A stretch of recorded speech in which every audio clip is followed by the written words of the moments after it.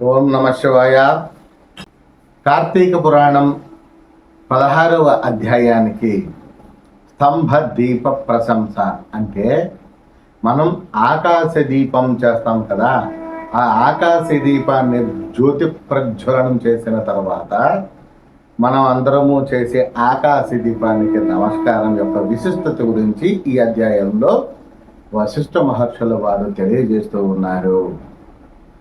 ఓ రాజా, కార్తీక మాసము దామోదరునికి అత్యంత ప్రీతికరమైన మాసము. ఆ మాసము నందు స్నానము, దానము, వ్రతాదులను చేయుట, సాలగ్రామ దానము చేయుట వలన చాలా ప్రాముఖ్యము కలిగి ఉన్నది. ఎవరు కార్తీక మాసమునందు తన శక్తి ఉన్నంత వరకు దానము చేయుదురో అట్టి వారు రౌరవాది నరక బాధలను పొందరు. ఈ నెల దినములు తాంబూల దానము చేయువారు చక్రవర్తిగా పుట్టుదురు. ఆ విధముగా నెల రోజులలో ఏ ఒక్కరోజు విడవకుండా తులసి కోట వద్ద గాని భగవంతుని సన్నిధిని గాని దీపారాధన చేసిన ఎడల సమస్త పాపములు నశించుటయేగాక వైకుంఠ ప్రాప్తి కలుగునని శ్రీ వశిష్ఠ మహర్షుల వారు తెలియజేస్తూ ఉన్నారు. కార్తీక శుద్ధ పౌర్ణమి రోజున నదీ స్నానమాచరించి భగవంతుని సన్నిధి యందు ధూప దీప నైవేద్యములతో తాంబూలాదులను దక్షిణాన్ని నారికేళ ఫలదానము చేసిన ఎడల చిరకాలము నుండి సంతతి లేని వారికి పుత్ర సంతానము కలుగునని కూడా తెలియజేస్తూ ఉన్నారు. సంతానము ఉన్నవారు చేసినతో సంతాన నష్టము జరగదు. పిల్లలు బిడ్డలు చిరంజీవులయ్యుందురు. ఈ మాసములో ధ్వజస్తంభమున యందు ఆకాశ దీపమును వారు ఏర్పాటు చేసిన వారు వైకుంఠమునకు సకల భోగములలో అనుభవింతురు. కార్తీక మాసమంతయు ఆకాశపు దీపమును గాని స్తంభ దీపమును గాని ఉంచి నమస్కరించిన స్త్రీలు గాని పురుషులు గాని సకలైశ్వర్యములను కలిగి వారి జీవితం ఆనందదాయకమగునని వశిష్ఠ మహర్షుల వారు తెలియజేస్తూ ఉన్నారు. ఆకాశ దీపము పెట్టువారు శాల్యాధ్యానం గాని నువ్వులు గాని ప్రమిద అడుగున పోసి దీపము ఉంచవలయను. దీపము పెట్టడానికి శక్తి ఉండి కూడా దీపం పెట్టని వారు లేక దీపం పెట్టువారును పరిహాసము చేయువారును చుంచు జన్మమెత్తుదురు. అనగా ఎలుకలలో ఒక రకమైనటువంటి చుంచెలుకల జనమను ఎత్తుదురు. ఇందుకు ఒక కథ కలదు.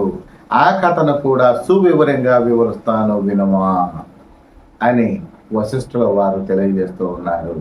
ఋషులలో అగ్రగణ్యులలో పేరొందిన మంతక మహాముని ఒక చోట ఆశ్రమాన్ని ఏర్పరచుకుని దానిలో దగ్గరలో ఒక విష్ణు మందిరాన్ని కూడా నిర్మించుకుని నిత్యము పూజలు చేస్తూ ఉండేటువంటి వాడు ఒకానొక సందర్భమున కార్తీక మాసంలో ఆ ఆశ్రమాన్ని చుట్టూ పక్కల మునులు వచ్చి కూడా పూజలు చేయుచుండేది.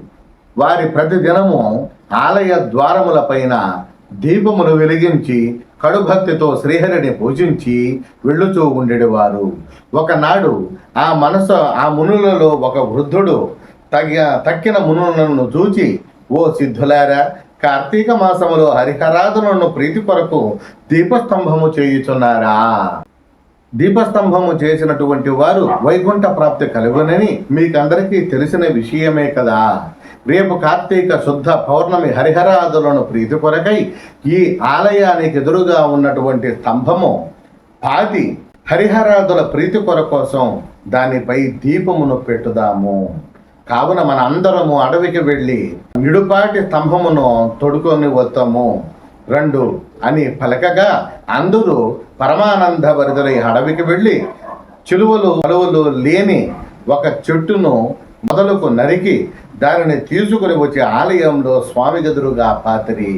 దానిపై ధ్యానముంచి ఆవు నేతితో నింపిన పాత్రను దానిపై పెట్టి అందు ఒత్తులు వేసి దీపము వెలిగించి పిమ్మట వారందరూ కూర్చుండి పురాణ పఠనము చేయుచుండగా పెళపెళమను శబ్దము వినిపించినది.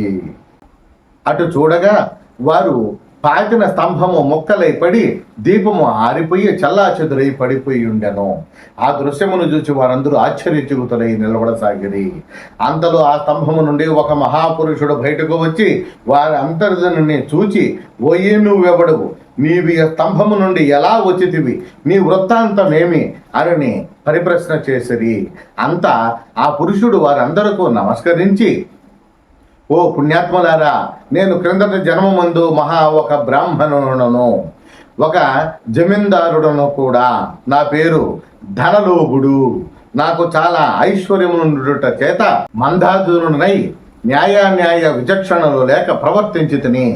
దుర్బలుల చేత వేదములను చదువక శ్రీహరిని పూజింపక దాన ధర్మములను చేయక మెలిగితిని. నేను ఆ పరివారముతో కూడియున్నటువంటి సమయమున విప్రుడాయలను వచ్చినను ఆయనను తిరస్కరించి అతనిచే నా కాళ్ళు కడిగించెను. ఆ నీళ్లు నెత్తి మీద పోసుకోమని చెప్పి నానా దుర్భాషలను చలుపుచుండెడివాడు. నేను ఉన్న తాసమునపై కూర్చుండి అతిథులను నేలపై కూర్చుండమని చెప్పేవాడను. స్త్రీలను పిల్లలను హీనముగా చూచుచుండెడి వాడను.